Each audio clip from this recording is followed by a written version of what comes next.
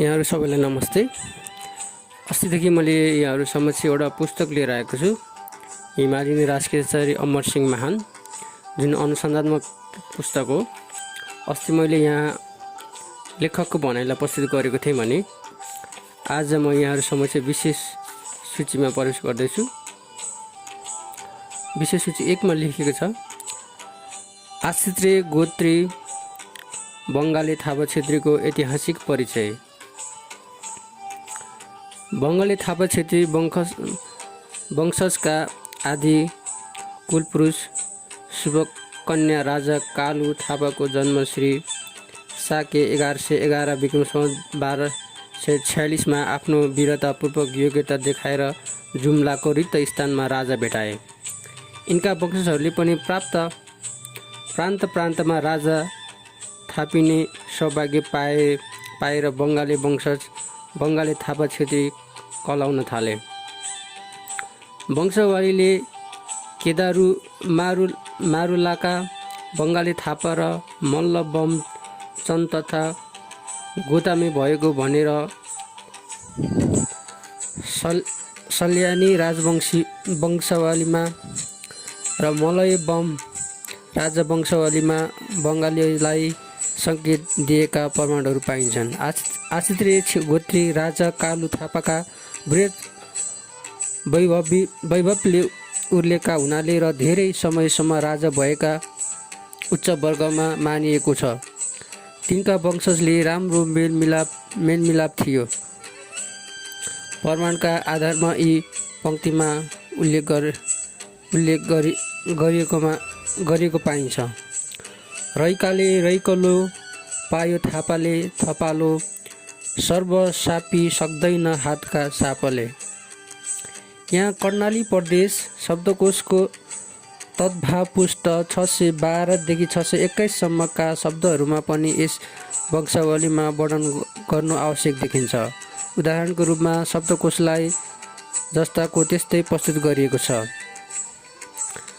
ऋग्दक Shelley अक्सेल खेल थापा राजधानी रैका राजाले रैकेलो राजाको राज्य थापाको थापालो भन्ने झैं थरद्वारा राज्य वैभव भूमिका देखाएको पाइन्छ।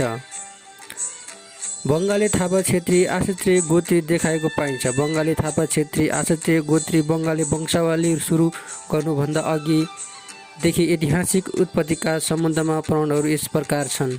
प्युठानका मल्ल वंशजहरूले केदारु मारुलाका बङ्गाली थापालाई गोत्रज मात्र नभएर वंश पनि भनेका थिए। त्यस्तै मलिबम वंशावली र साल्यानी राजा वंशावली केही हदसम्म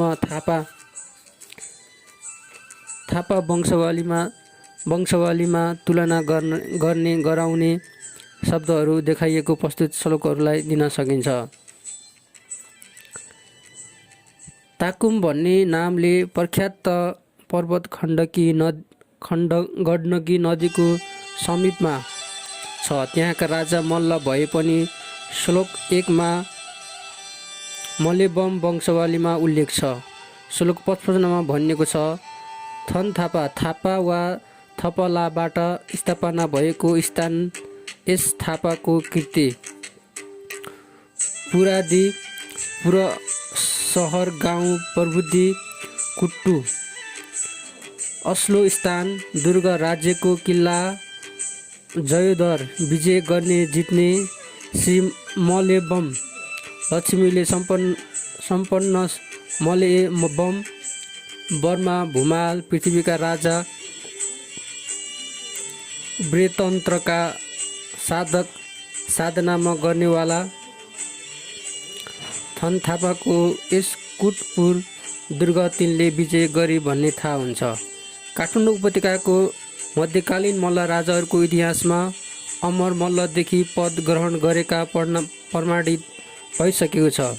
भेरी कर्णाली प्रदेशमा खस राजकेन्द्र जुम्लामा पनि पालराज वंशजको पुस्ताले पाल भन्ने लेख्ने छोडेर चल लेख्न आइपुगेका अशोक चलका कान्छा भाइ राजकुमार क्षेत्रीय कुलका दीपक श्री सहट पालको बुद्ध गयामा रहेको विक्रम सम्वत 1335 को अभिलेखबाट थाहा पाइन्छ। मल्लहरूको जातीय इतिहास बङ्गाली थापा बिना अधुरो हुने हुनाले थापाहरूको अनुयायी रहेको पाइन्छ। शाह र मल्ल पदवी थर भनिनुभन्दा पूर्व मल्ल वंशजको थर के थियो त? यसको बारेमा वर्णन गर्ने सान्दर्भिक हुन्छ होला। साके एकादशी सत्य एकादशी सम्मन्ते कालु थापा भूत स्वयन्त पुए मण्डलेवली कालु थापा तम्ते भूपा एमला होमला दिपु पुलामे तामे रुकुमे जमरिक लम्बियमिक। इतिहासको पाना पल्टाएर हेर्ने हो भने श्री साके 1269-29 विक्रम सम्वत 1414 को पृथ्वी मल्लले राखेको डल्लु स्थित कोत स्तम्भमा विभिन्न पाला राजाहरूको वंशज र नाम दिएको भेटाउँछौँ। पालाबाटै नै राजा नागराज हुँदै चलदेखि मल्ल हुन आएको वंशावलीमा पाइन्छ। क्रचले विक्रम सम्वत 1264 पैतृक राज्यलाई कुमाऊँ बालेश्वरमा विक्रम सम्वत 1218 दानपत्र राखेको बारेमा उल्लेख छ। सलाक पर्वत प्रदेशका खस राजा क्रान्त चलदेखि कोधी चलको सम्म श्री साके 1111 विक्रम सम्वत 1246 पुगिन्छ। त्यस समयमा आफ्नै पैतृक फौजी प्रशासनको दायित्व पाएर बङ्गाली सैनिकका अधिपति हुन आश्रित गोत्री राजा कालु थापा बङ्गालीले तिनको योग्यता अनुसार निकै ठुलो सम्मान राज्य पाए। श्री साके 1111 विक्रम सम्वत 1246 कालु थापाले राजा हुने सौभाग्य पाए। त्यसबेला बङ्गाली थापा क्षेत्रीहरूको क्रम सुरु हुन पुग्छ। बङ्गाली थर थापा राजा पद भएकाले बङ्गाली थापा लेख्नु परेको हो।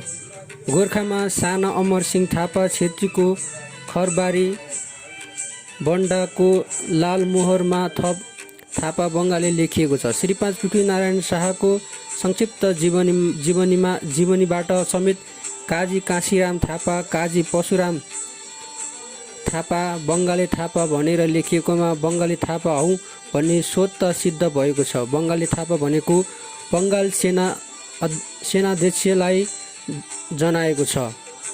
ताकुमबाट विक्रम सम्वत 1406 आएका अथवा पूर्वतिर लागेका तम्केली वंशजका बङ्गाली थापा र जुम्रेलबाट आएकालाई जुम्रेल वंशजका बङ्गाली थापा भनिन्छ।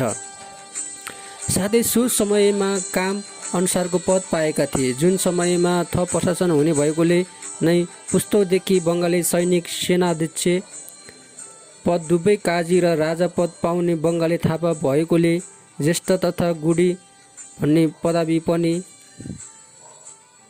पाएका थिए। आदि पुरुष राजा कालु थापाका 53वटी रानीहरू थिए। 53वटी रानीद्वारा 122 छोरा जन्मेका थिए भन्ने किंवदन्ती सुनिन्छ। अर्को किंवदन्ती यस्तो पनि छ, राजा कालु थापाका 1000 रानीहरू थिए। ती रानीहरूद्वारा 1000 छोराहरू जन्मेका थिए भन्ने किंवदन्ती सुनिन्छ। यथेष्ट प्रमाणहरू अहिलेसम्म पाएका छैनौँ। उहाँको छोराहरूको लस्कर देख्दा अचम्मित हुन्थे। उहाँका छोराहरूको लस्करलाई बङ्गाल आएको हो भन्ने गरिन्थ्यो। उहाँका यी सब छोराहरू सैनिकमा भर्ना गराइयो। जो लस्करलाई बङ्गाल भनिन्थ्यो त्यही सैनिकको बङ्गाल सेनाध्यक्षलाई बङ्गाल भनिएको हो। वास्तवमा भन्ने हो भने राजा कालु थापा क्षेत्रीय कुलका वंशज हुन्। पाल मल्लका प्रभावशाली सैनिक सङ्गठन हाम्रा मूल पूर्व राजा कालु थापाका मात्र एउटा सन्तानले मात्रै फैलिएका थिए। बङ्गाल भनिएको सैनिक पद पनि भनिएको छ।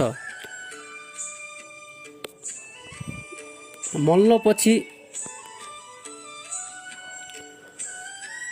भनिएको छ।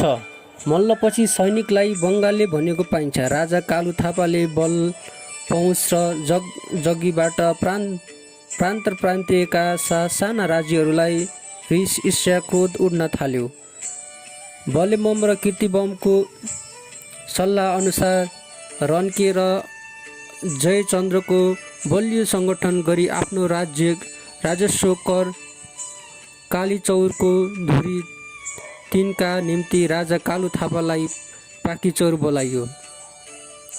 उनी पाखीचौर आएको समयको मौका पारी हमला गरी कब्जा गरे। त्यहाँबाट उहाँलाई धपाएर ताकुमकोट र सो ठाउँद्वारा पनि भाग्न बाध्य गराएर गोर्सा बोलङ्गी चौरमा गई बसेका थिए। यो ठाउँलाई अहिले पनि थापा चौर भनिन्छ। यसरी राजगतिबाट थापालाई भगाइएकोमा त्यहाँका समग्र रैतीहरूले अफसोस मान्दै मुगुका सन्तान सुवेदी बालधारोमा गई भात भान्सा गर्दै थिए। सो ठाउँमा आगो बलिरहेको धुवाँ देखिन्थ्यो।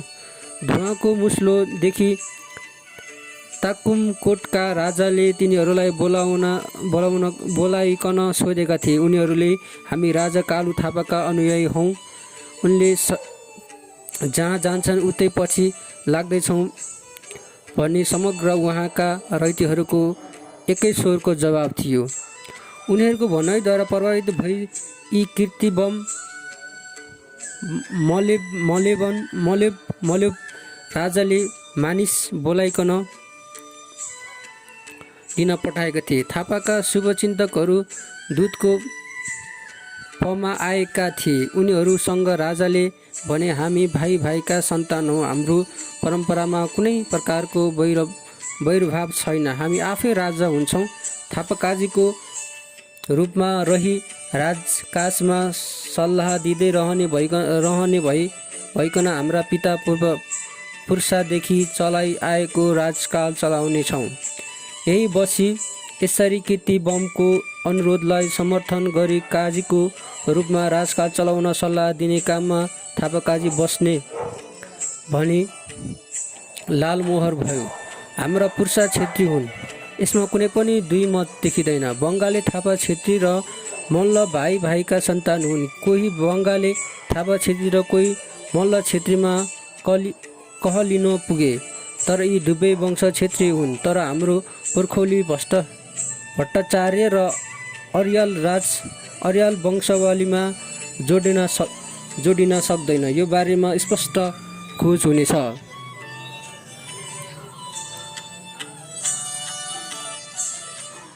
माथि सबै प्रमाणहरूलाई अध्ययन गर्दा वास्तवमा हामी क्षेत्रीय हौँ यसबारेमा ताम्रपत्र, लालमोहर, गोपाल वंशावली, मल्ल वंशावली प्रभृति अन्य प्रमाणहरूद्वारा थाहा हुन सक्नेछ।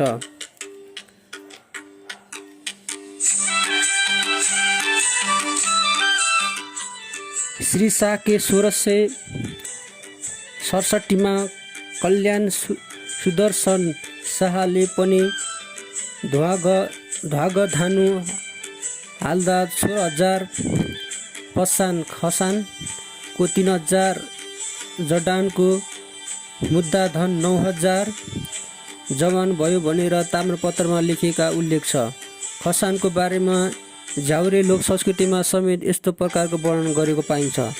जाडो भयो जडनी आगो ल्याउन थपिने, थापाका छोरा छोरी अन्न र पानी, अलिकति मोहिदेऊ बाहुनी नानी।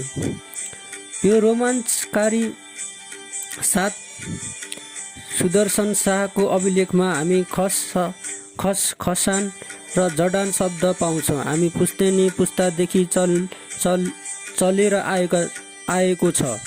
श्री 5 पृथ्वीनारायण शाहद्वारा नेपाल एकीकरण गर्ने कामको बलियो जग बसालेपछि नेपालको इतिहासले नयाँ मोड लियो र नेपाल राष्ट्रको आधुनिक युग सुरु भयो। नेपालको एकीकरण गर्ने अभियान सफल पार्नमा त्यसबेलामा भारद्वाजहरूको ठुलो हात रहेको थियो। आधुनिक कालको इतिहासमा ती प्रसिद्ध भारद्वाजहरूमा बङ्गाली थापा छेत्री वंशको पनि उल्लेखनीय स्थान रहेको छ। बङ्गाली थापा छेत्रीको कर्णाली प्रदेशमा हाम्रा पुर्षाहरूको अस्तित्व निकै अगाडि भएको पाइन्छ। खास गरेर कर्णाली प्रदेशमा खस क्षेत्री मल्ल राजाहरूको बलियो राज्यमा खडा भएको थियो।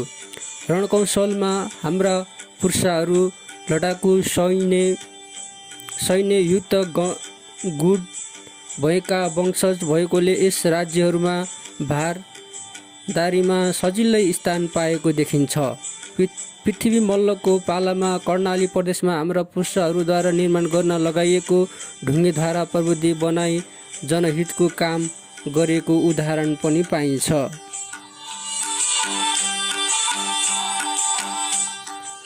जुम्ला कालीकोटको दराम रहने एक ढुङ्गेधारामा श्री शाक्य 1260 श्री पृथ्वी मल्लदेव चिरिज इतु धर्मभद्र थापा संस्कृत भन्ने अभिलेखमा कुदिएको छ। अभय मल्लपछि कर्णाली प्रदेशको खास राज्य टुक्रियो। क्रमश 2200 राज्य खडा हुन थाल्यो। त्यस समय पनि थापाहरू भारद्वाज नै रहेका भन्ने तात्कालीन अभिलेखहरूद्वारा थाहा पाइन्छ। केही अभिलेखहरूको वर्णन यहाँ गरिँदैछ। कल्याण राजा विक्रम शाही र राजकोटी रानी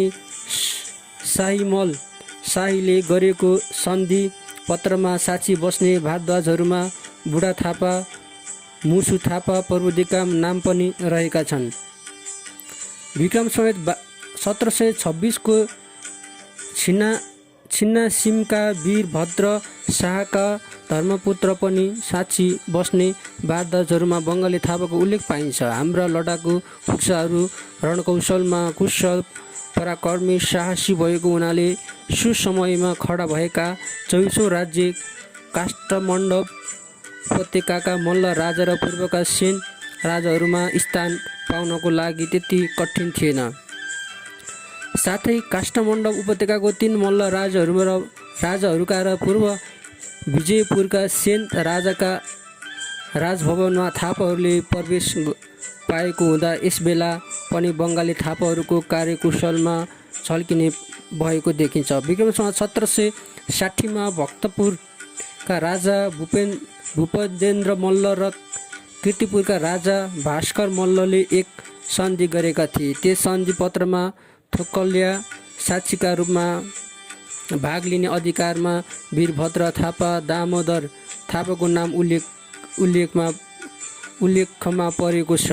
राजा मल्लहरूको राजभवनमा उमरावका रूपमा प्रवेश पाएका बङ्गाली थापाको उल्लेख गरेको छ। तिनमा पछिल्ला समयमा काजी काशीराम थापा, काजी जमराज थापा र काजी परशुराम थापाहरू समेतको इतिहासका पानाहरूमा परेको छन्। उदाहरणका लागि विक्रम संवत 1763 को पत्रलाई देख्न सकिन्छ।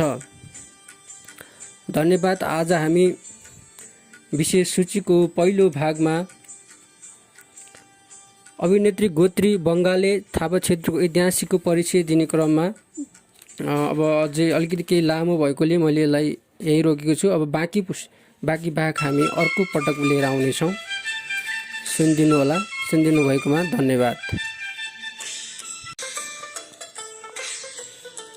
वास्तवमा स्पष्ट प्रमाणहरूका पृथ्वीनारायण शाहका पालादेखिबाट निकै अगाडि बढेको पाइन्छ। हाम्रा पुर्षा बङ्गाली थापा क्षेत्रीहरूको श्री 5 रणबहादुर शाहको पालामा आएर शक्तिशाली बन्न पुगे। तर गोर्खा कैलाशकूट राजभवनमा बङ्गाली थापाहरूले पहिले प्रवेश भएको देखिन्छ।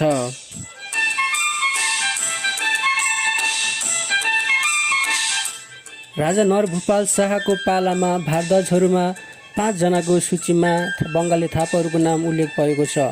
पश्चिमबाट लमजुङ आइपुगेका मध्ये गोर्खा इलाकामा प्रवेश गर्ने भैरव सिंह थापा हुन् भने बङ्गालीमा लेखिएको उल्लेख पाइन्छ। विक्रम संवत 1801 मा पृथ्वीनारायण शाहले नुवाकोटमा आक्रमण गर्दा त्यसमा भाग लिन भारद्वाजहरूको नाम सूचीमा वीरभद्र थापा बङ्गालीय भनेर उल्लेख गरिएको छ। काठमाडौँ उपत्यकाको प्रसिद्ध स्वयम्भूनाथको स्तूप जीर्ण हुँदा जीर्णोद्धार गर्ने काम सुरु भएको थियो।